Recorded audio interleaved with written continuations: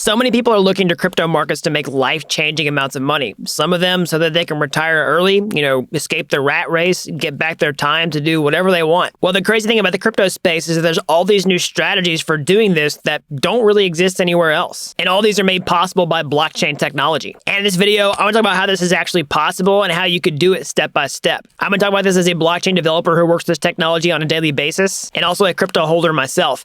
So before we get into that, if you're new around here, hey, I'm Gregory, and on this channel, I turn you into a blockchain master. So if that's something that you're interested in, then smash that like button down below for the YouTube algorithm and subscribe to this channel. And if you want to become a blockchain master step by step, start to finish, then head on over to dappuniversity.com/bootcamp to get started today. So there's a huge movement going around online about retiring early. This idea has gained a lot of popularity with books in the past, like, the 4-Hour Work Week by Tim Ferriss. We've seen entire movements around like FIRE, so financially independent, retired early, where people are trying to do this, get back their time, gain financial independence so they can do whatever they want to, travel the world, have more time with their friends and family, whatever. We've seen lots of creative strategies for how people accomplish that, but there's all these brand new ways that are made possible by blockchain. And now before I detail some of these, I want to make this abundantly clear. There are considerable risks with these strategies, and I'm going to detail what those risks are as I talk about each of them. And I'm not necessarily advocating that you take your entire life savings and put them into these strategies. But as this technology matures, I expect a lot of these risks to diminish and this to become a much more viable option long term. So I think you're going to see what's possible now with this technology and also get a glimpse into the future for what can be much more sustainable. And because I am a developer, I think like an engineer. I reverse engineer the strategies on how you could do this, and now I want to break it down for you in a step-by-step plan to see how you could concretely implement this with blockchain. So if you're going to reverse engineer this problem, what's the first thing you need? Well, you need some amount of money that you can actually retire with. So either you're going to spend that money or you're going to use it to generate passive income for you. At first, you want to focus on becoming a massive income earner first, and then after that,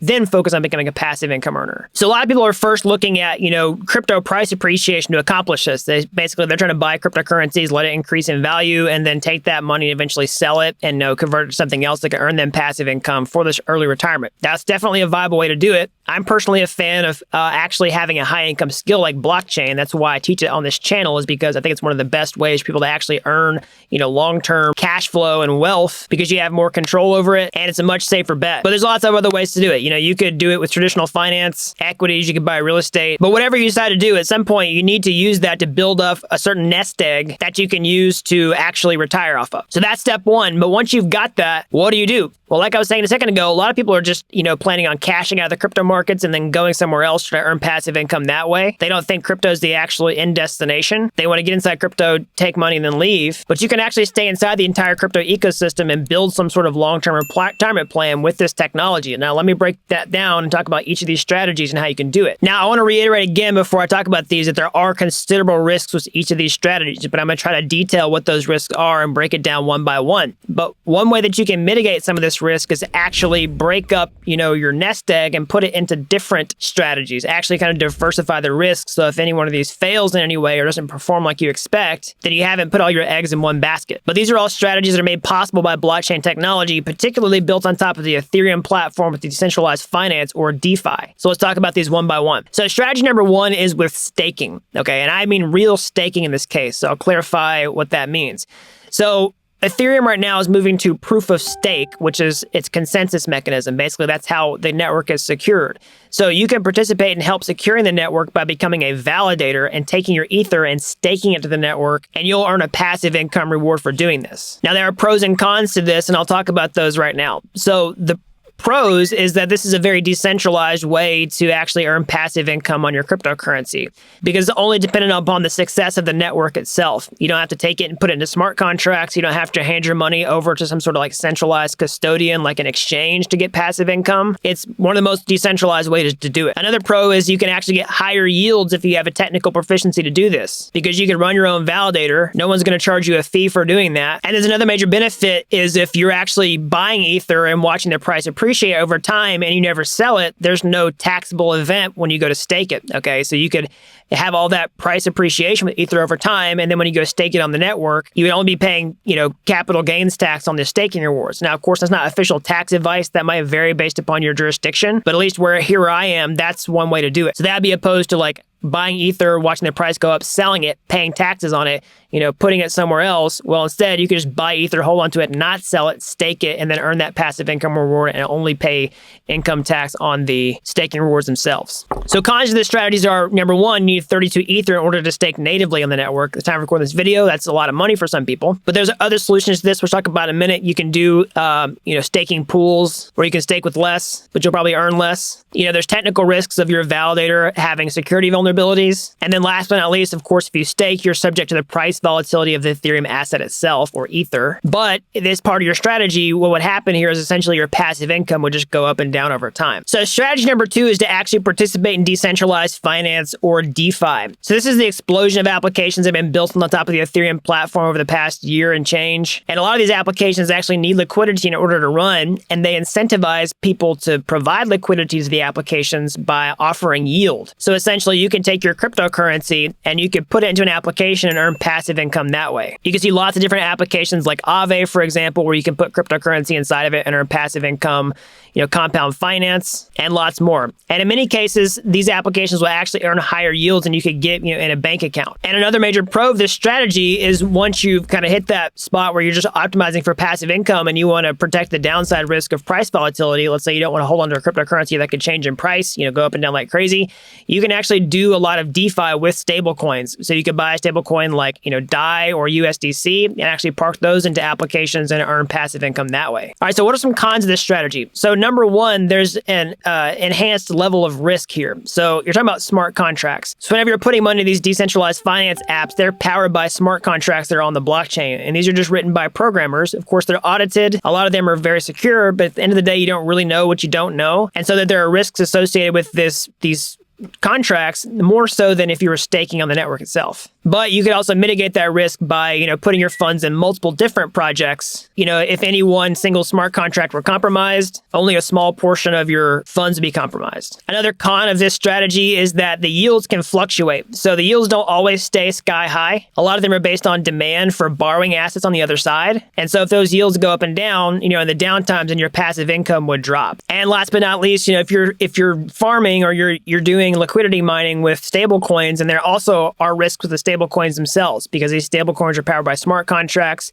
They're pegged to, US dollar, their price don't change, but they fundamentally have assets that back them up, or at least they're supposed to. So without getting to all the details of how every single stable coin works, there's still some risk with those actual currencies themselves. So if they were ever compromised or lost their peg, then that could also be a risk associated with that. But you could also mitigate this risk by breaking your funds up across multiple stable coins and then having those stable coins parked in a variety of applications. That would be one way to diversify some of this risk. So strategy number 3 would be actually to take your funds, your cryptocurrency, and provide them to centralized custodians to earn passive income that way. So what do I mean?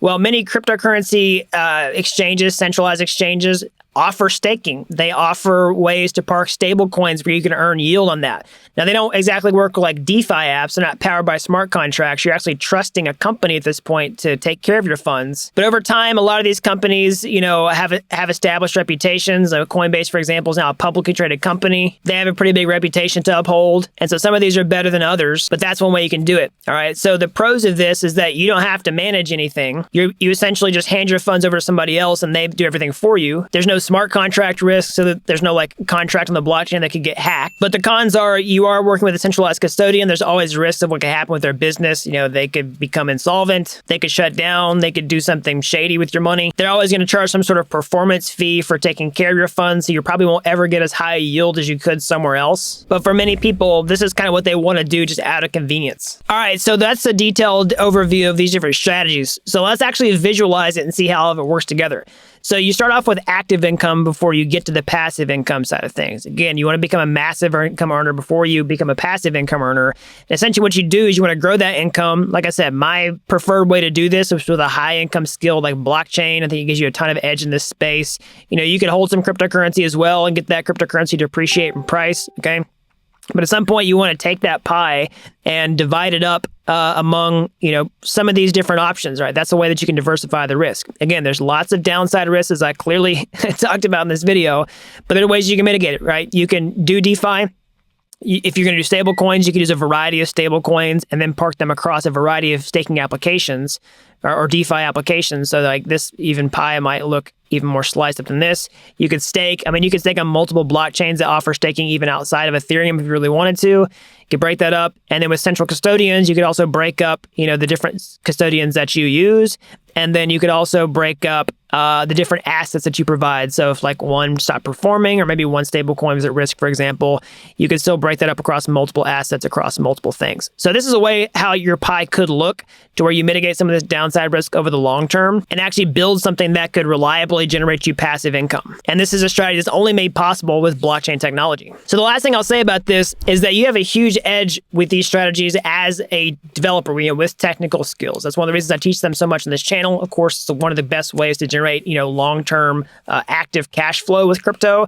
But, with these different strategies that I'm talking about here, you can do things like create your own contracts, custom contracts that could do like DeFi, help you find yields. You could do things like run your own validator on the Ethereum network to get a higher rate of return than you could with some sort of central custodian. And the list just goes on and on. So that's all I got for today. As always, smash that like button down below for the YouTube algorithm. Subscribe to this channel if you haven't already. That really helps these videos out so the more people can learn about blockchain. If you're as fascinated with this technology as I am, you want to get your hands dirty, how can you get started today? Well, you can go to my YouTube homepage. You can find my free courses there. They're like Udemy courses, but they're totally free. And if you like those and you want to take the next step, or hey, maybe you want to take a master's shortcut entirely, I can become a blockchain master step-by-step, start to finish over at dappuniversity.com/bootcamp.